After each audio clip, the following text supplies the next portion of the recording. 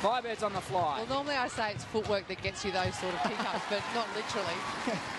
Gives new meaning to the term. Another goal to the Firebirds. Short comes into the circle. Here's Bassett. First attempt at the match for her. Slots it. We're just over halfway through the second quarter. Aiken, good take there. Nat Medhurst is pumped. That just shows how strong Chelsea Pittman is. And they wouldn't be, because the Fever have a chance to push it out to 3 goals. Caitlyn Bassett does just that. Sorry, it was Leah Short. Sorry, Andrea Gilmore, we apologise. Away from the Fever defenders. That just shows a mature team. Big shot, Nat Medhurst. Needs to hit it. Through it goes. That's a great shot. Under pressure. New Zealand netball, Titaye now. Long range. And she's up for it. Great start, Mystics. Let's do this time. They hit that wall of Mystics defenders, but a nice draw there from Thompson, leaving Wilkins on her own.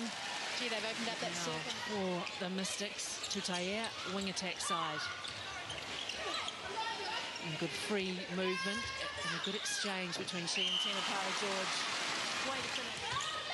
She's too young to have a calf injury, isn't she, Kerr? So she's hardly old. She's not like she's in her 30s. Some are saying the schedule's a little bit...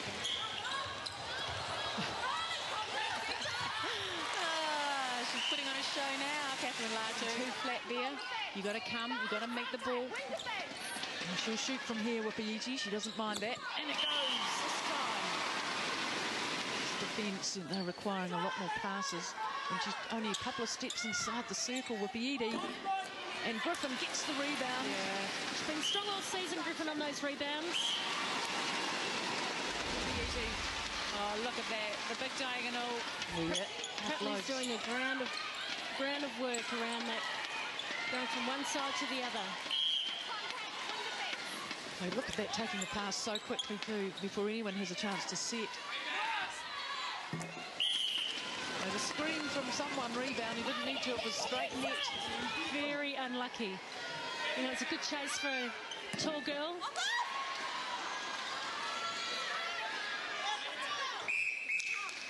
Yeah, I've got to pass it soon. Oh, and Selby Rickett can't get the ball, which he had pressure on her. Chocolate, and could this be the decider? But Chocolate, you know, on one foot, you just need to be balanced. And the crowd are going nutty behind me, Yelling out, steal it, steal it. Yeah. 6 seconds, and a huge shot. It just couldn't fall. Maisie Williams shoulder to shoulder with Borrego.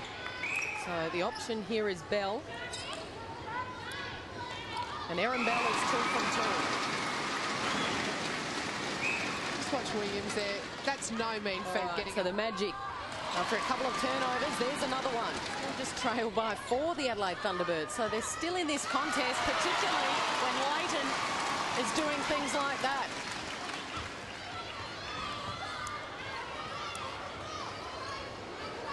Bell in 2 minds. Double play with Bomberto. Forced to just rock back on the shot. Pressure here and just peg it back. Van Dijk says no, we'll make it 7. And the move that we just saw Van Dijk put on We'll see there. how the scoreline goes, but you know, we might look at her down the back end as well on Irene if we can't quieten her as well. Has just started to close a little bit. Magic have coughed up the ball 13 times to the Thunderbirds 14. So the Thunderbirds are... Over the top is Van Dijk.